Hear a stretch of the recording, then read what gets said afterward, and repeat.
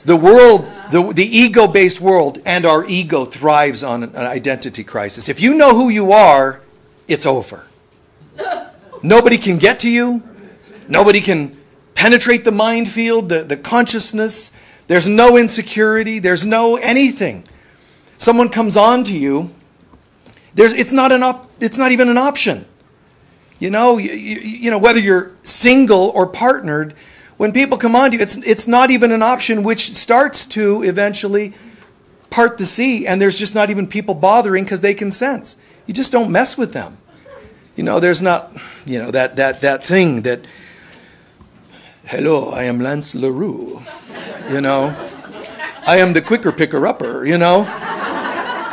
There's none of that stuff that people use, these lines. I don't know where I get these things, but there's nothing this world can tell you that can threaten you to make you choose lesser. Marry somebody because your mother said so. That just doesn't happen when you know who you are. Or divorce somebody because someone else said so. There's no, that just doesn't exist because you know who you are. Now, when I say it doesn't exist, it means it pares down. Because even Jesus had people attacking him. But he responds to it from a different place. Buddha taught people to respond from a different place. So identity is what everything is about. And I talked about that the last week or two. It's, just really a beautiful core knowingness of who we are. One of the questions that was asked had to do with forgiving old wounds and so forth. Now, forgiveness is a process. It's not like you go, okay, I'm supposed to forgive, so fine, I forgive. That's not a real process that you just did. You're just kind of flippantly saying something because you think it sounds better, looks better, whatever. True levels of forgiveness do take you to the place where it's not even worth having anything you would need to forgive.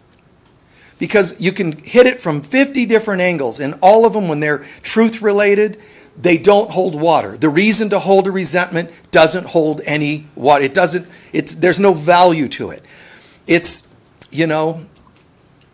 like, if I love myself, why would I want to hate anybody or hurt over anybody? If I love others, why would I want to do that to others? If I want to be one in God, how could I possibly want to hold something against others? As it was once said, it's like drinking poison and expecting someone else to die.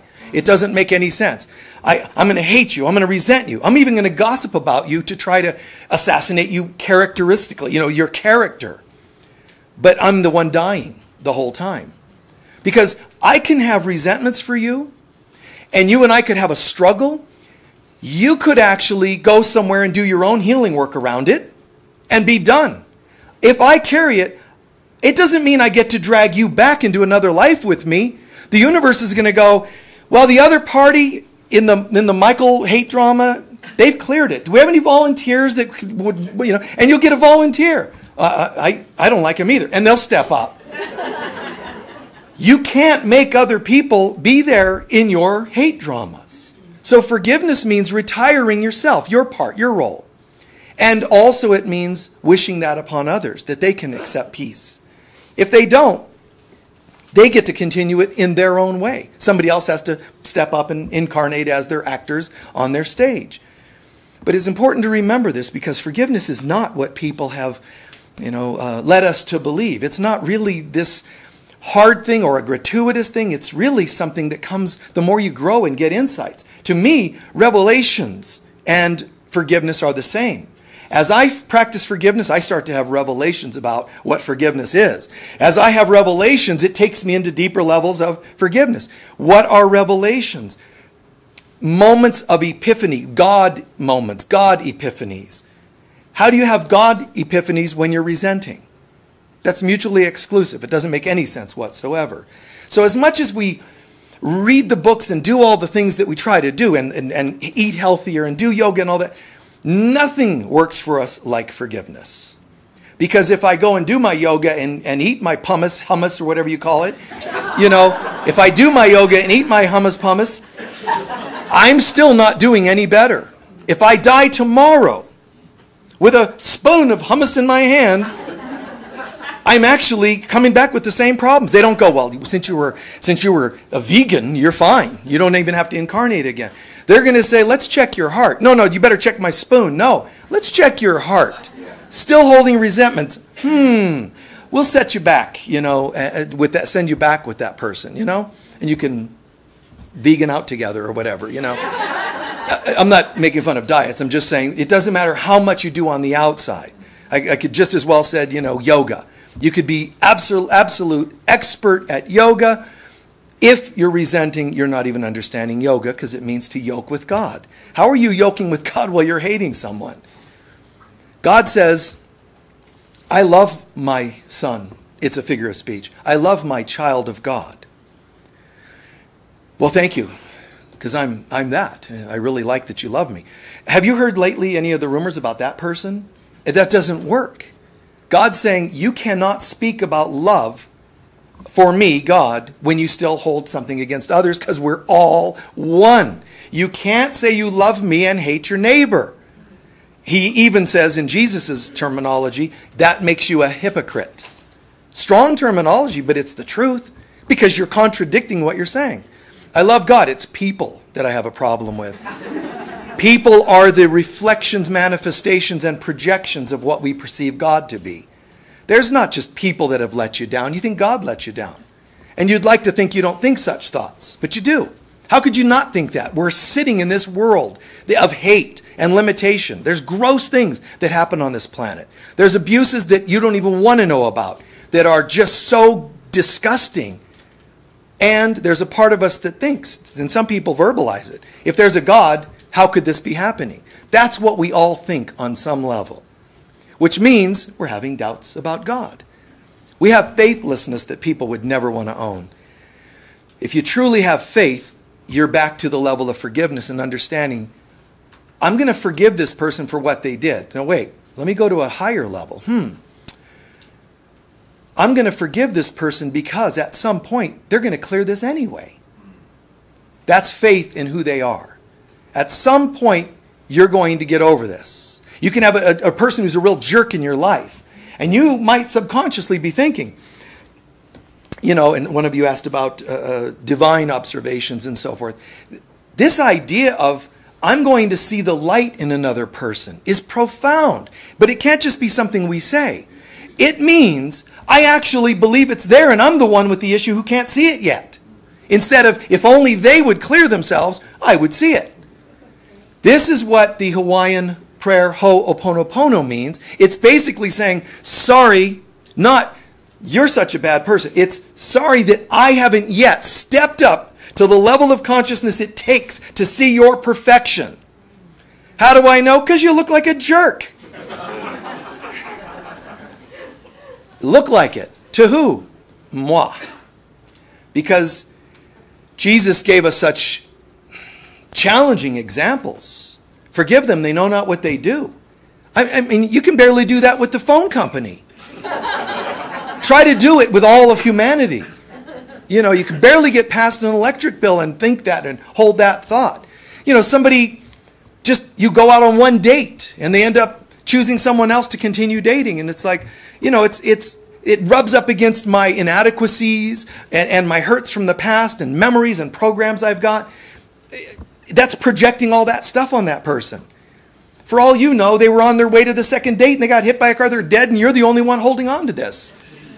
So it does us no good whatsoever to hang on to these odd little, they probably didn't do the second date because I know what and you make up these stories. I bet they're at a cafe right now talking about me and what a terrible first date I was. And we make up these stories. Forgiveness is going to inevitably lead back to you. How is it that I made up all these stories? I know how and why. My own lack of identity. Identity meaning I, capital I, identity. I. The word identify. When we talk about identity, it's related to what you identify as. And we identify always, if you make it just the general story, you are spirit or you are dust. Which one are you? Are you spirit or dust? And there's ways to kind of tune in and figure that out. Ashes to ashes, dust to dust. Really? And we identify with that. when people die, well, they're from the ashes and back to ashes they go. You are not from the ashes. Your illusionary body was made up of illusionary dust. But what's really interesting is the dust of the earth, the mineral kingdom, that your body is made up of, is actually part of the earth dust minerals, which is actually part of the sun's dust minerals, which is part of the great central sun's dust. So in other words, even the dust that I'm made up of is a manifestation or crystallization of the sun's original essence. And then behind the sun is the Son of God, the holy child of God, me. So I'm the light of God, not the dust sediment at the end of this linear story, because I'm not a linear story. It's better for me to know who I am instead of identifying with dust, which I'll come back to. And it's related so much to, like, you asked about stardust and ancient civilizations and Lemuria and Atlantis and all these different civilizations, some with really high memory endpoints and some with some really low points, civilizations and so on. Modern ones, ancient ones, very ancient ones. It doesn't matter where you've been, we all originate that we are the light of God. And we say in some scriptures and so on, the light of God, the Word of God that was made flesh. You can't actually make light flesh. You can believe so much that you are not light that you start to densify your consciousness, and then you can't wear a light body anymore because you're thinking densely. So you're going to need a dense body to put on to match your dense mind. How do we get out of that? Start identifying with my light again. How? Do you think that if you gossip, you're identifying with your light? Do you think that if you hate, even if you justify hates, that you're identifying with your light? You're not. You're just identifying with your dense body.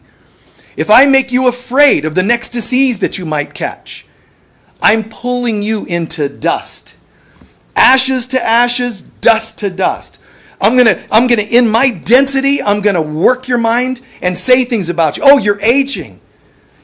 Michael, I've got this ache. Oh, that's because you're aging. What I'm saying is, I don't know how to identify with light. Therefore, I don't know how to see your light. So what I'm going to do is make up a reason. It's because you're aging. It's like saying it's your fault that you have an ache. It's your fault that I can't see you whole and heal you in this moment. That's what you're really doing. It's the same with prosperity. When a parent doesn't know how to teach the child to fish and only gives them another fish, writes them another check, and we all do that to varying degrees, but when all you do is enable people, when all you do is, even the word forgive, lowercase f, when you forgive somebody who's harmed you so many times and you keep giving in because you think that's loving, you're actually not being loving at all. Because hidden behind, well, because I'm so loving, I'm going to forgive you, really is an agenda. Because I don't want to be alone, I'm going to make it look like I'm going to forgive you for what you've done. That way you don't leave and make me be alone. It would be better for you to say, even at the risk of facing my fear of being alone, I have to say goodbye to you because you symbolize unhealthy patterns in myself. That's responsible. That's cool. And of course you're going to have a moment of, I'm afraid. You're better off dancing alone than dancing with a demon. It's just the better thing to do. And at the end of that decision you've made, which, oh gosh, I know, for a day and a half you're going to have to be alone. Big deal. Well, what if it goes on for a year? What if I have to be alone for 10 years, 20 years? When you know who you are, you're not alone, you're all one. You're good, you got it together. There's an amazing thing, this concept of immunity. You're immune to the stuff of this world. Look how many different questions came up. Even being graceful with transition, karmic agreements. These are all consistent with issues that we all have. How do we dissolve karmic contracts? Well, you can work at it. If you ask the ego, it's going to say you can't.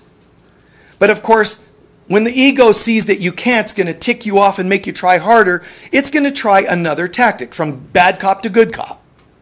It's a game they play, the ego. So the ego is going to say, well, since you're really going to be tenacious about wanting to heal your old contracts, here's how you do it. You have to live them out. You've done naughty things, and now you have to accept people are going to do naughty things back. You should sit there and just go, I guess I deserved it. That's still not an answer. It still means someone's bad and wrong, which means I'm identifying with dust, because dust is equivalent and synonymous with death. Death. So I'm either going to be dead, because you get to choose. The light, you are infinitely alive. I mean, it's bizarre. The more we tap into the light of God, we just feel immune to things of this world more and more and more. That's how to know. How do I know if I'm identified? It's the number of books you read, or no. It's how you feeling. Do you still react the same? Do you want to know if you're getting your act together? How defensive are you? There's a good barometer. How defensive are you? When people say things, do you scream back at them? How dare you speak to me like that? Well, do you realize as much as you sound like you have conviction, I am not that. The more you sweat and furrow your face and get all upset about it, the more you stomp your feet and your hands, do you know what you're really saying? Damn it, I agree. And I hate that I look like that. Stop reminding me. That's what you're saying. And on some level, they know. They're like, ooh, I got you, man. On the outside, they might rear up too and get angry. On the outside, they might, shrink up because of your rage and the way you're acting, reacting to them. But deep inside, their ego knows that it got you. Deeper than the ego is your soul that says, dang it. I was hoping we would come up with a different answer today. When someone screams at you that you're a terrible person, we all know that it must mean there's probably something that's unhealthy and uncomfortable inside that person. No matter who it is, it could be Hitler. And I'm not trying to give you hey, Hitler was just a little bit troubled, I'm not trying to minimize this person. But if you go back into the history of the person, there was a person developing, a boy somewhere in that individual. Long story short, there was a point where that individual, the historic character, saw poverty, saw his nation destroyed by other nations. That did destroy his nation. It's true. There were some really messed up things that we left everybody with in World War I, and they were ticked off about it. So now there's an anger seeded in that country. Then they're dealing with poverty that would make you just as angry if you were thrust into that kind of poverty. We don't hear about that so much because we helped cause it. But there was intense poverty. And that led to all kinds of problems, including resentment towards people that were a little wealthier. And we know where that went. Resentment just keeps breeding more resentment. But still, as a boy, he swore, I want to be... He had this love for the mother, of all things. For the mother. The mother is God. The mother earth and the mother country, as he called it. So he had this real strong thing towards the mother and his mother. He also had this love and loyalty for his sister because she was a female expression of the mother. All these things are going really well. And also, one time he sees another child bump their head on a table and start crying. He went over and played and acted like, he bumped his own head on the table to get the kid to laugh, and he did it too. That's a healer. Do you understand that?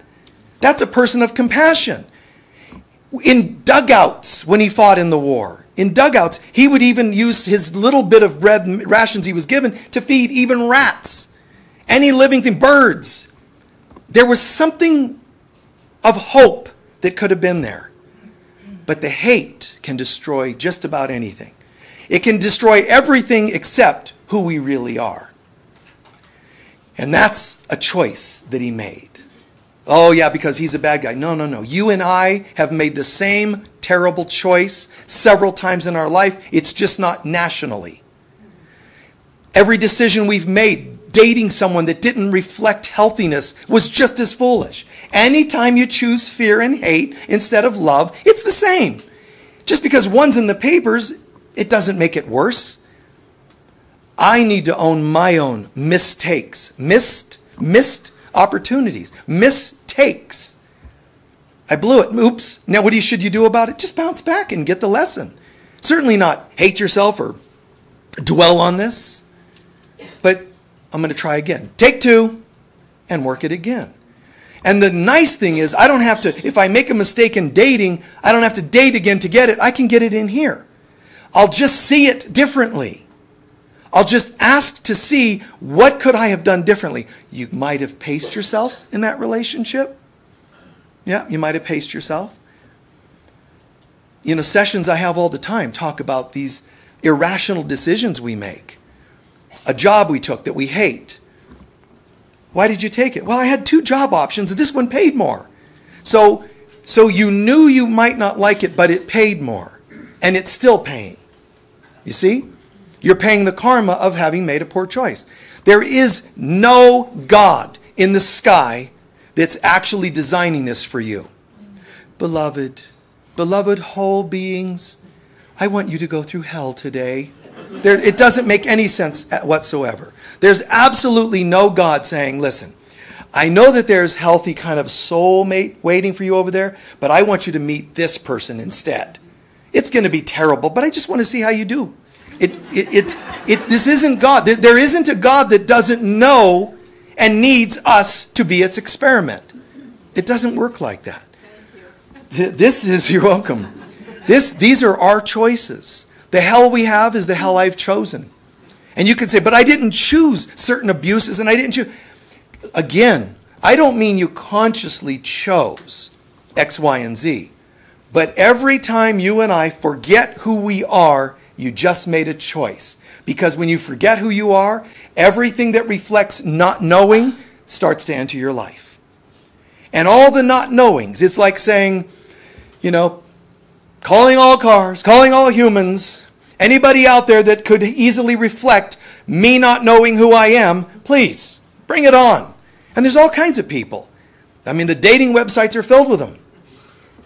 They're not, you know, there's not like a who I really am datingsite.com, you know.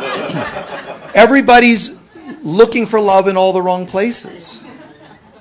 Yes, that's right. I went there. Country music. So,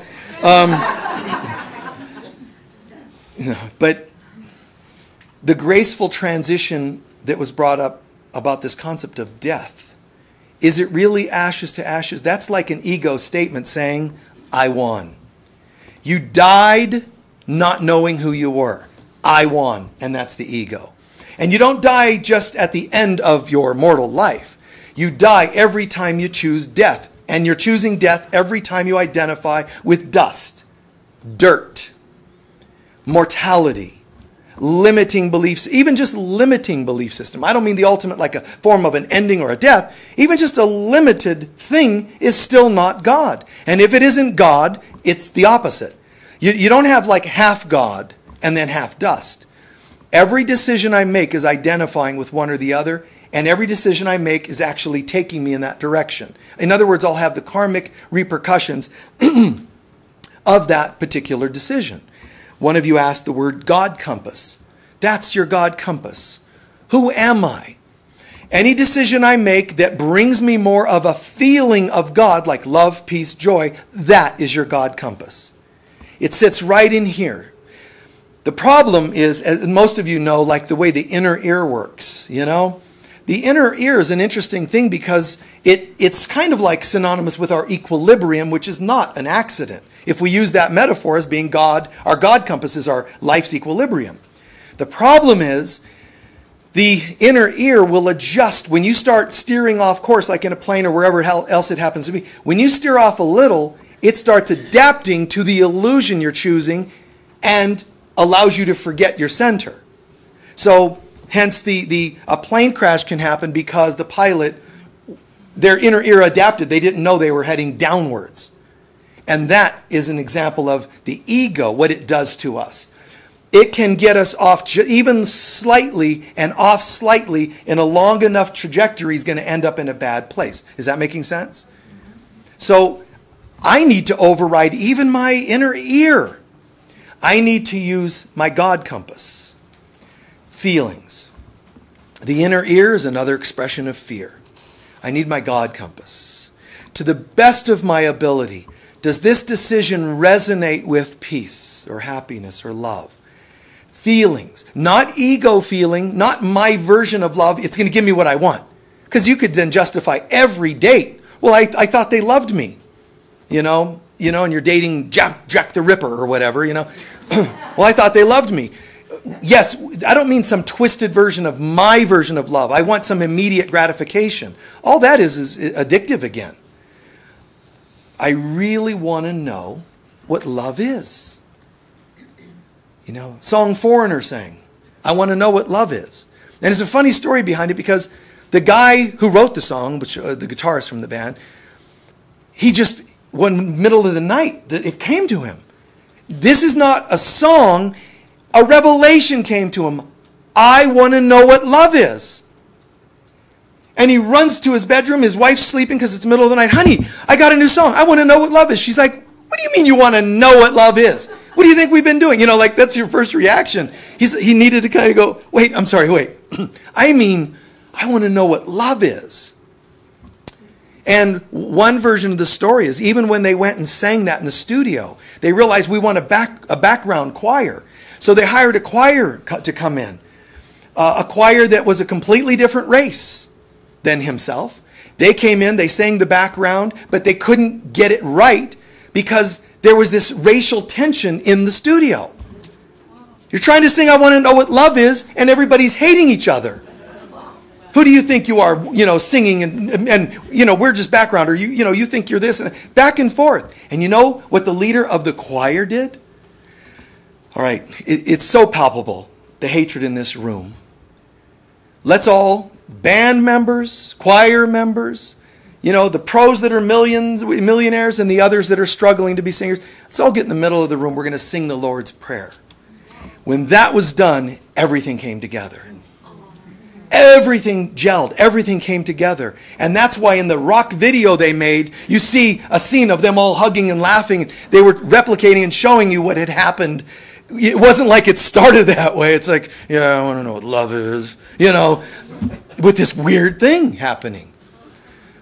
When we come together, churches, workplaces, homes, you're not there just to get something. You're not there to get that relationship. Everything on earth is nothing but a test for us. When we get it, we don't need to come back. You've turned to light again. But did you identify with light? Did you choose to identify with light? Not did light come to you from God. You're already this perfect light. Did you choose to identify with it today? Did you choose to know who you really are? And when you do, in my opinion, the trajectory starts to change. I don't steer way over here and then eventually learn the hard way and come back and again and again and again. I find that my trajectory doesn't go as far off. It stays closer, and when I steer off, I come back quicker. It's like really micro adjustments of in the zone. And it is challenging, in my opinion, at times to live on a world of dust, to live with people whose minds are nothing but dust. And you're talking love and light. You're going to be the musician who's scoffed at, the painter who's scoffed at. You're going to be the person that's scoffed at. There's everything on this planet that's going to try and jab at you to say, what do you mean light? Come on, seriously, look around. Get over it. And get to the dust like we are. Be the living dead like we are. That's what they're asking for. You're only allowed to be dead or the living dead to be acceptable in this world. And that means you bought into their fears about health, disease, and even politics. As soon as you get hooked in, it's like, oh, I just died. That's what you should do. Practice saying to yourself, wow, I just died for a moment. I fell in love. I need to rise in love, not fall in love. What the heck is this all about? I fell in love with somebody. How do you fall in love? And it's an interesting, term, choice of words, but how do you fall in love when you are love? Well, they took me to a place, they did this, they made me feel so. How can anybody make you feel anything? You either are that thing or you're not. So I do believe that romantically things are a challenge on this earth for people that are light workers, people that are working to manifest more light in this world. It is challenging because, in my opinion, you start becoming, for lack of a better word, more choosy. But you're not being choosy like you're better than. It's just nothing makes sense if it's not healthy. You just kind of, I can't settle anymore. And you'll have all kinds of lunatics around you telling you should settle. Why not? We all settle. Look at us. And you need to know, I woke up. Even if it's just romantically, I got it. Oh my God, I woke up. I see that this thing that's been happening that I used to be upset about, this is a pattern. Yes, they did this factually. We know that, perhaps. But why was I there? How did I not see it? And when I saw it, why did I not say, wow, this is no way. Done deal. Like, I'm done. I'm good. Thank you. Without even hatred, resentment, you just feel done. Where's that immunity at? When you start coming from that place, first it does scare and disturb people because it's unusual. Then it starts to disturb them because it reverberates into their soul saying, would you like to go here? Would you like to join me in healthiness? That's frightening to the ego of a person. So there's first the, wait, this is different. Secondly, it reverberates in and becomes like a revealer of my malfunctions. Now I'm really not liking it. We're here to not get things from relationships, a romance or a raise at work. And we're not actually here for that. Everything here is a test simply to reveal to us, are you getting it or not? Are you light or are you dust? Are you spirit or are you matter? How do I know if I'm matter? Because everything seems to matter to you. Spirit, I just feel immune. It's the most interesting thing. I look about and I'm not cold to things because I'm spirit, but there's phases of remembering that you're spirit. The absolute knowing is the final step. The first step is to recognize you're part of matter, part of the illusionary world. The second is that you still see the illusionary world, but now you're awakened to spirit. You're not completely gone, so you still have stuff to deal with on earth. So first it's I'm caught up in the stuff. I see it now. Second is I'm waking up now. This is pretty cool, and I still have a tire to change. Then it's gone. I'm one with God again. But before that final stage happens, the second stage is where we're going now, more and more of us, and that is, I still am here. I'm in the world, not of the world. Of the world means I'm stuck in the matter. So yes, I still see that I might need to take a warm bath when I'm kind of stressed. You take care of practical things, but you see them very differently. You don't sweat them. You don't fear the outcomes or even the things that people throw at you. It is what it is. You understand that. You come from a place of it's somehow, yes, here's what seems to be happening. And if it's somebody is short of money at the checkout stand, I might help them. Do you know that it sounds like, oh, it's so nice to help people. Guys, it's light or it's dust.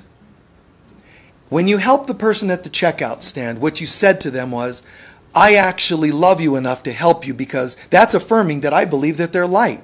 Why would I say, listen, let me help out the dust part of you, the mortal part, the part that can't afford, that doesn't deserve good. That's not a healthy thing to do. When I help you out, it's because I'm affirming something better for you. Make sense? I'm affirming your goodness. When I help you, you get up. It's not poor, pathetic thing. I'm helping you, and it's all love. Love and light are synonymous.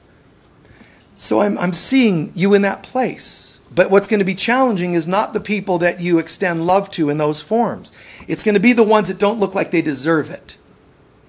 Now it's going to be tricky because if that person that has fallen because they keep kicking people when they walk by, do I help them up immediately and they keep doing it?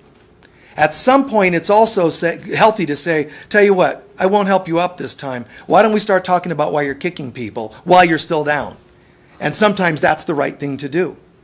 Does that make sense? That's a challenging notion to think about, but, sometimes I'll help you up, but sometimes I help you and you kick someone again and fall down again. and you get up and do it again and again and again. It's like being on ice. You can't keep your equilibrium while you're kicking someone. It's the same with consciousness. You can't kick and love at the same time. So instead, tell you what, why don't you stay down there for a minute? I'll just sit right over here and let me help. You don't jump in and become part of the problem. You don't enable. Seeing light in people does not mean enabling, but the ego will lie to us and tell us, if you're not doing what it tells you to do, somehow you're always wrong. And it's kind of beautiful to know. Sometimes saying yes is light, but sometimes saying no is light. And how do I know? Right here. We learn to have a relationship with love right here, peace right here, joy right here. And even then, it gets tricky sometimes. A client called, and we had a session, I think it was last week, that someone in a session said, well, yeah, Michael, and I appreciate your feedback and all that, because sometimes it's hard to know about anger, because even Jesus got angry, and so it's hard to know when it's okay for me. I said, wait, so you're assuming Jesus got angry? How do you assume that? I'm not defending Jesus. I'm just saying, why is it you think Jesus got? Well, because he chased the money changers out of the temple. Okay. Now understand that anger means I'm triggered. Anger means typically, I'm hating someone. But it means I'm triggered. If I'm triggered, I have issues. And if I have issues, the reason I'm reacting is because you rubbed up against them. So what you're saying is that Jesus, who's identifying with his Christ self, simply missed the mark on that one. He loves everybody except money changers. And the reason we think he got angry is because, and this is important, is because anybody watching him raise his voice would not have known how to do that without hating someone. So they went, oh, Jesus getting angry over here. Because they're saying, well, if I was yelling like that, I would have to be angry. And then they write, so with heeth became angrieth, in the Bible. Because they don't know how to do it. It's easy. It's not that challenging like people would think. You just know what's right and healthy and say no to something that seems hurtful. It's not like you always do that, but if that's what seems to be needed in the moment, boom, you just assert. And you didn't lose like you lost your center when you did it. Hey, it's okay. Child about to touch a hot plate, as they always say, hey, you didn't hate them because you raised your voice. In fact, it was love that made me raise my voice. I didn't go, okay, now they're 3 inches away from that hot, and now they're 2 inches away. Let me breathe into this and just check in and see if I should do anything. And then, beloved, you might want to take your hand off the hot skillet. That doesn't make any sense at all. I don't hate a dog when I say no, if it's going to do something. In fact, it's out of love.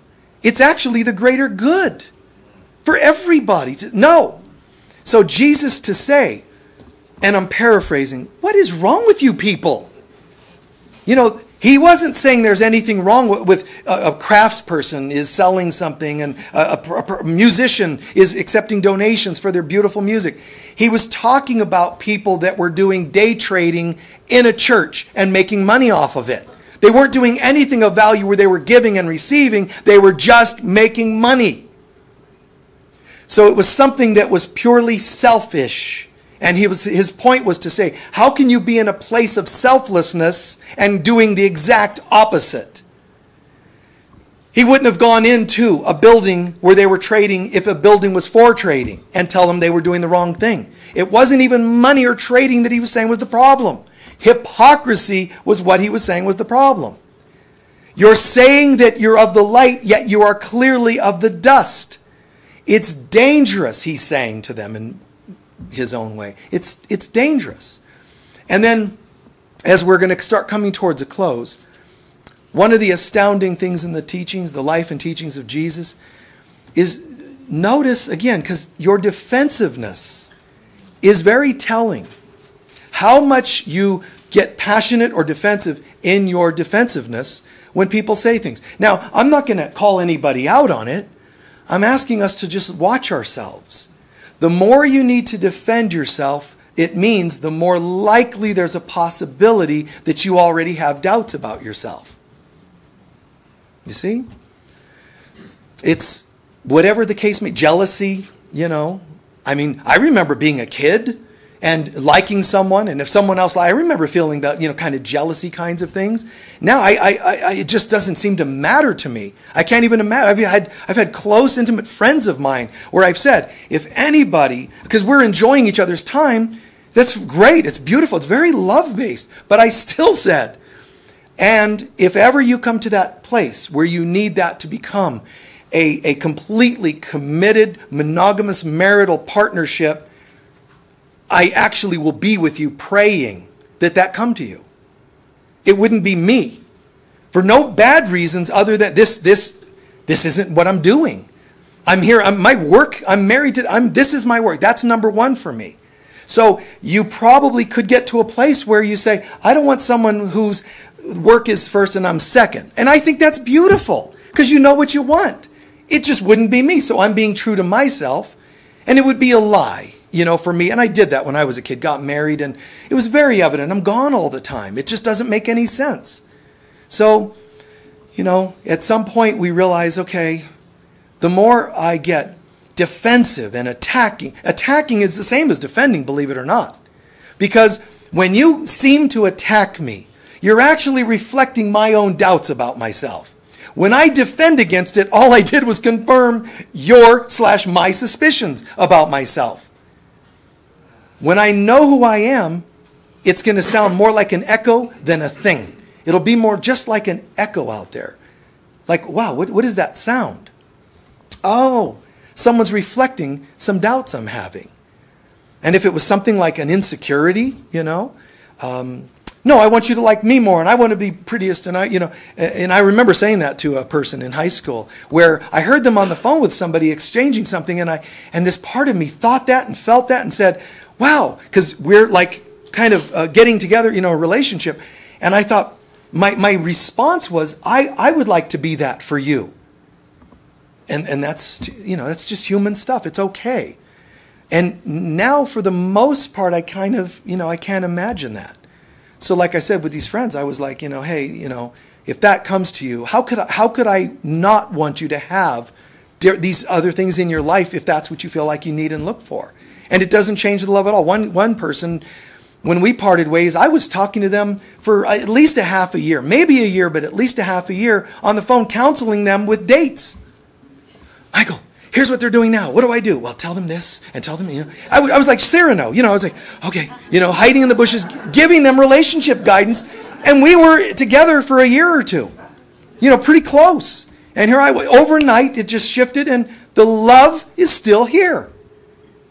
If I couldn't help them and said, you want some advice? That would have proven that I'm a hypocrite, because I'm talking love and I'm there for you as long as you're here with me. See, so you learn to see through those bits. And you learn to see through them sometimes through lessons and challenges, of course, and learning to heal from those. But Jesus was taken before Pilate. He was taken before Herod. Notice he's answering questions, but notice that at some point he stops answering. Because he was basically teaching you and I how to know when you're defending yourself. One way is that if others are still talking, and they're attacking and so on, and they can't hear you, you better think twice and step back and breathe. Another thing is, if you keep defending and they're not hearing you, which is part two of the same thing. They're just two sides of the same coin. When I'm still talking, trying to convince you of something, you don't hear it.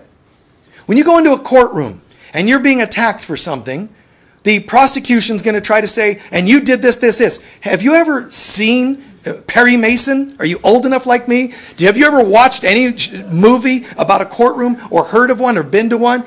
Let me just inform you in case you don't know. The prosecutor has no intention of listening to you. They don't care what's true. They'll get paid more if they win. That's the bottom line. The prosecutor is going to ask you questions looking for things they can feed on. That's the ego.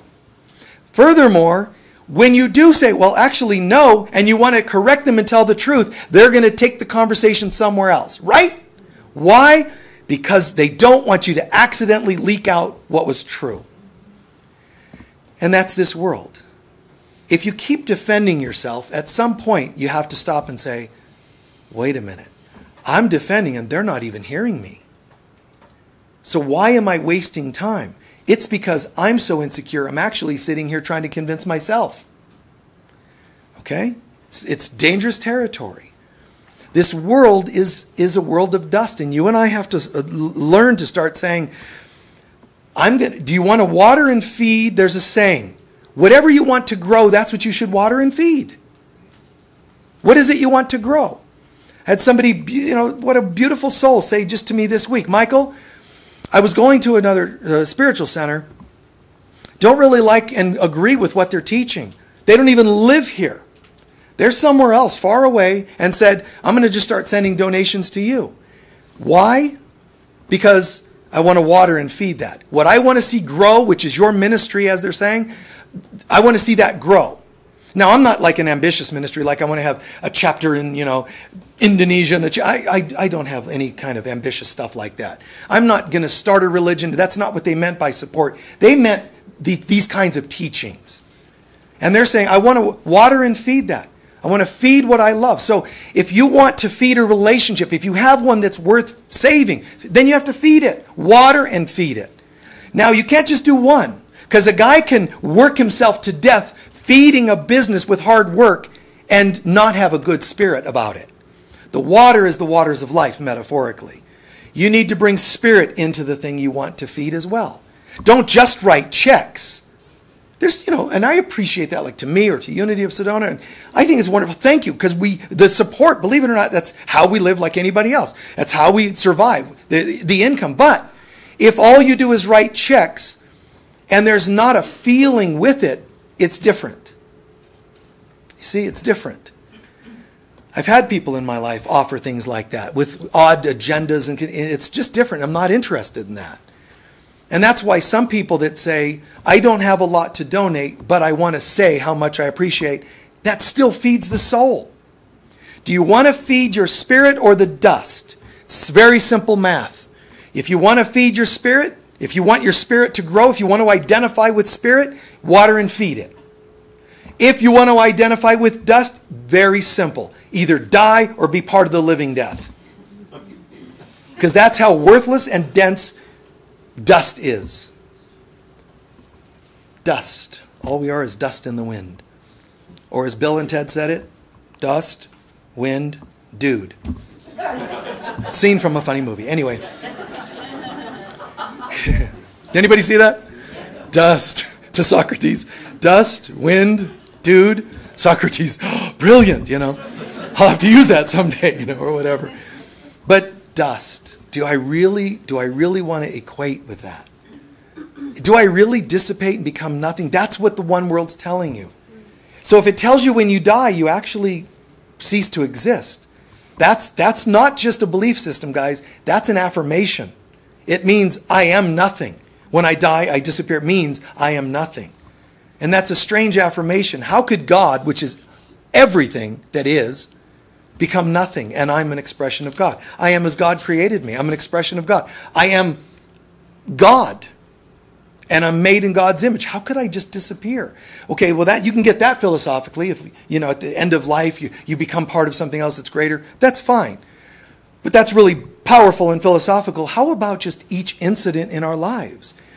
Did you have to die when someone left you? Did you have to lose heart that badly? Even if someone just abused you, even as a child, that doesn't mean you are that thing. They abused the dust of that which I thought I was. Now I'm born again, and it's not me. Yet I'm not in denial that something seemed to have happened. I'm not pretending. I'm not hoping and wishing it hadn't happened. It happened to the dust, and the dust will disappear. I'm actually just borrowing this dust.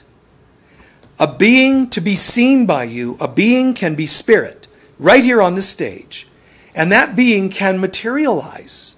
How is that done? It's not that the matter becomes visible. How does the spirit become visible to you? Believe it or not, it actually attracts denser particles to form around it to become ether and eventually matter so you can see it. That's what spirits can do when they materialize. Jesus popping in and out of rooms, without using the door. It's amazing, but it's a metaphysical truth. So you materialize, you show up, and If you've ever seen a light projector showing up, beaming up onto a screen, you ever see the dust that's in the beam of light? Right? That's what's happening to you and I.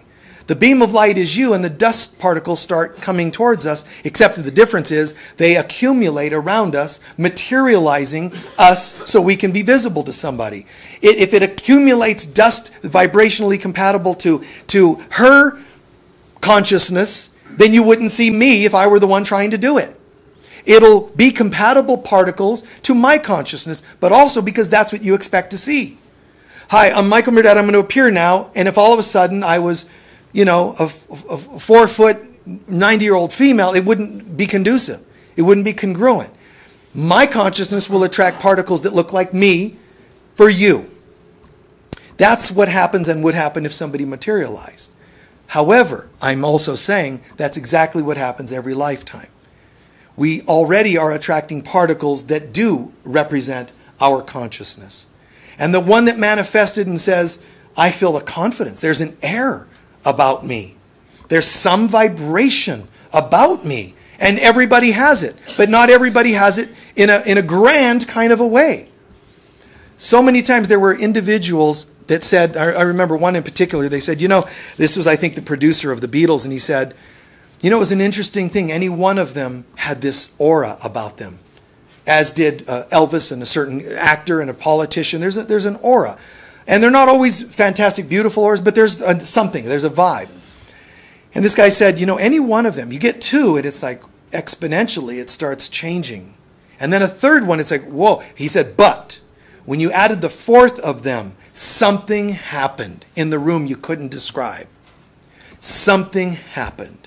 It would be less apparent when they were in their dust ego selves arguing, but something happened. Now, that's not just like a music lesson, history, whatever.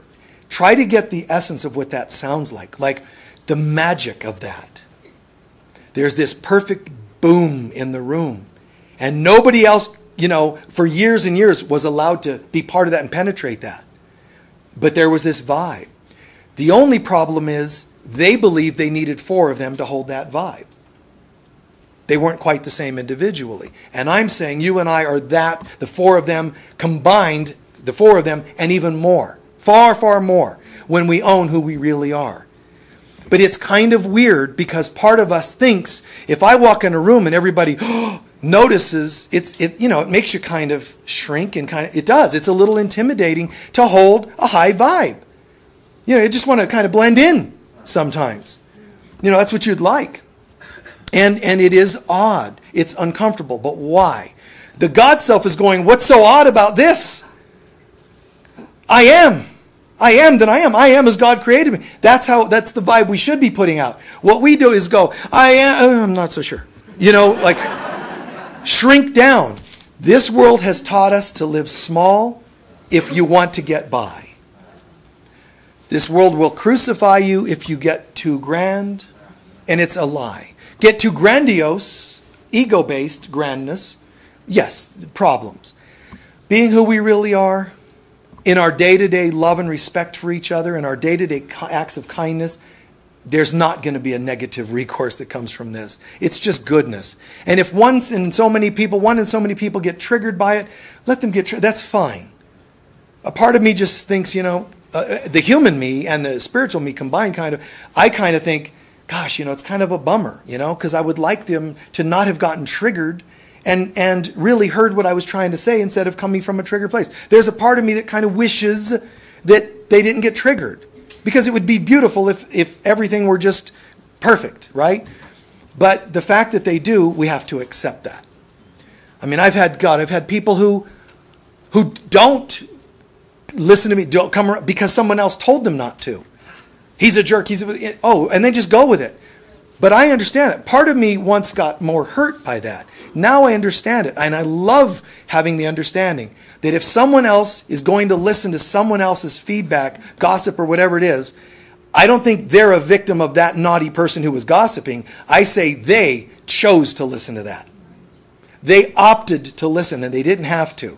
So whatever happens in this world and whoever seems to do and whatever towards you, see it for what it really is and know it doesn't really affect who you really are. Keep in mind also to look at yourself, because the attacks are tests on so many levels. But on one level, the attacks are their insecurities, testing you to see if you too are just as insecure. React, rage, defend, and you've said yes. I have the same issue you have. Because dysfunction knows how to find dysfunction. My insecurity is attracting yours, and yours is attracting mine. It's true. Dysfunctional people. I shared this with a person on a session yesterday. A great quote from the famous John Bradshaw. You know, he did so much with inner child work and codependence work, and he said, and I've shared the quote before, but he said, I always know in a party who the most dysfunctional person is. It's the one I'm most attracted to. You know? So, like begets like. You know, it's just this odd thing. That doesn't mean when somebody's horribly attacking you that you're equally acting horrid, but it does mean that a test came your way. The louder and more obnoxious they are, you know what's amazing? Is it must affirm that's how grand you are. Because they would only use little sniping if you were a little person. If you were just a little self, you know, barely awake at all, they wouldn't need to go that far out. When they go that far out and you take big hits, there's a likelihood that somehow something is reflecting to you.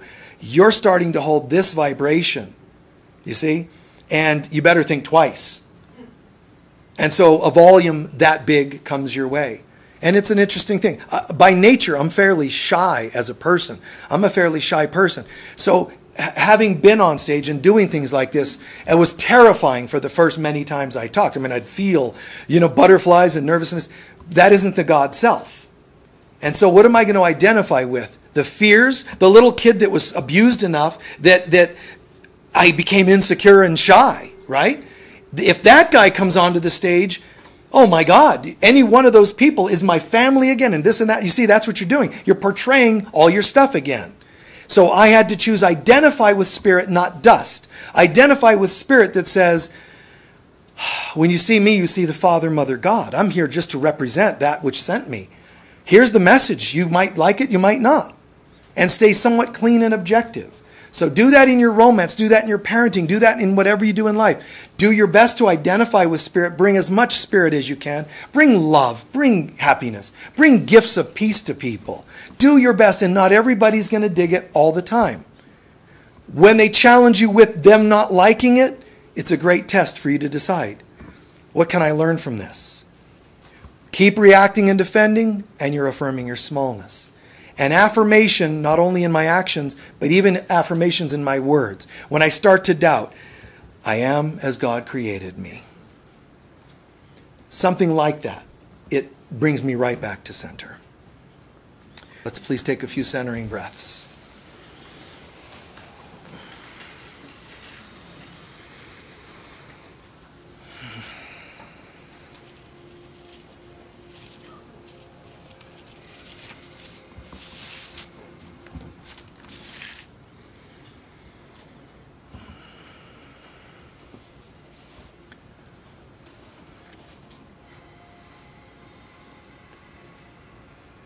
On the inhale, hear the words, I am. On the exhale, hear the word relaxed. Know that, believe that, choose that. And with every one of those breaths, your back relaxes more, your shoulders relax more. You're still held up vertically.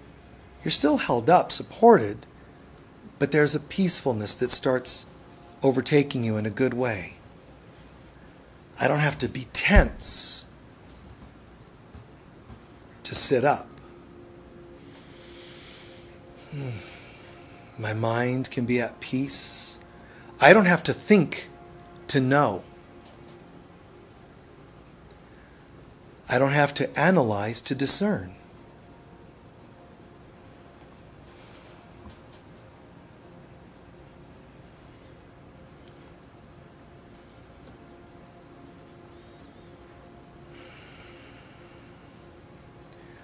Looking back over our lives today or this week or this month, an honest observation In what ways have I recently affirmed that I am the dust? Did I become afraid of my health? Did I react to aging?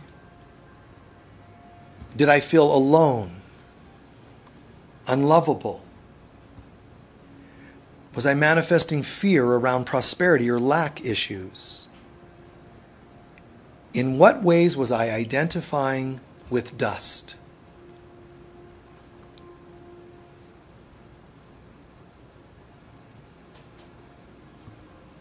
Every time I think I'm not good enough, the only way I can not be good enough is to not be who I really am. Have I done that? I don't make enough money. I don't have a nice enough car. Observe all the different ways and be honest that I identified with the dust. Every form of addiction is an affirmation that I am unlike God created me to be. If I affirm and live that I am as God created me, what could there be an addiction for? Why would I need anything twice or more?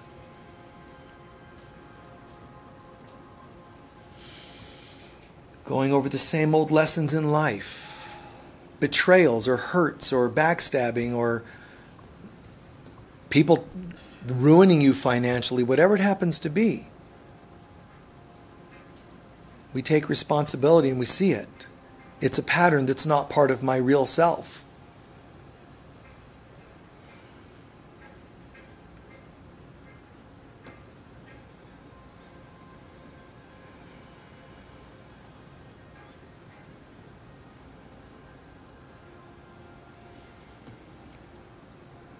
And then take just a minute, go back and imagine if you identified with spirit, your real self, how would you have managed or dealt with any of those incidents differently?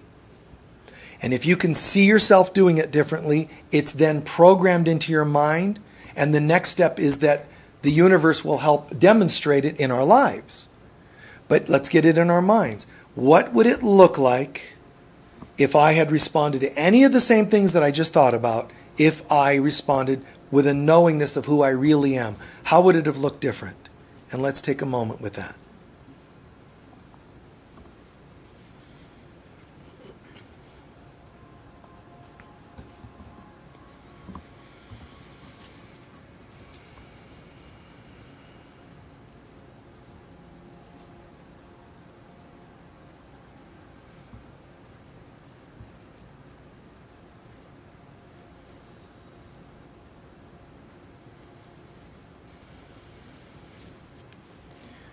And all the unlike God moments would include any time we judged, any time we acted hurtfully or selfishly.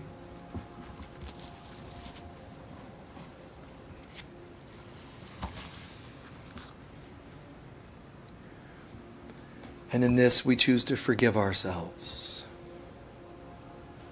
And all the people we saw ourselves encountering, wrestling with, dealing with, verbally, mentally, or whatever else, we also choose to see them in the same light that we're choosing to see ourselves. We wish upon them the same peace and happiness that we're choosing for ourselves. It would be incorrect, factually and truthfully incorrect, but it would also be hypocrisy to say we want this peace, love life, this joyous spirit life, and not wish it upon the people that are around us. So to them, equally so, we wish the peace and happiness of God.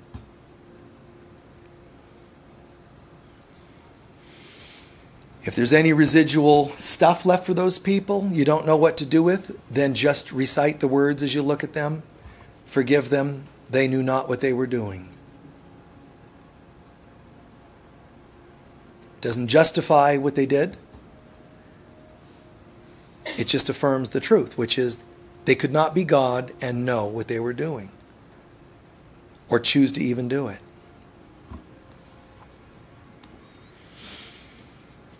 And then a few centering breaths, anchoring in this as true and permanent. Let it shift us permanently.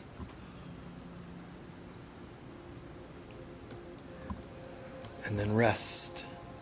And so it is. So it is.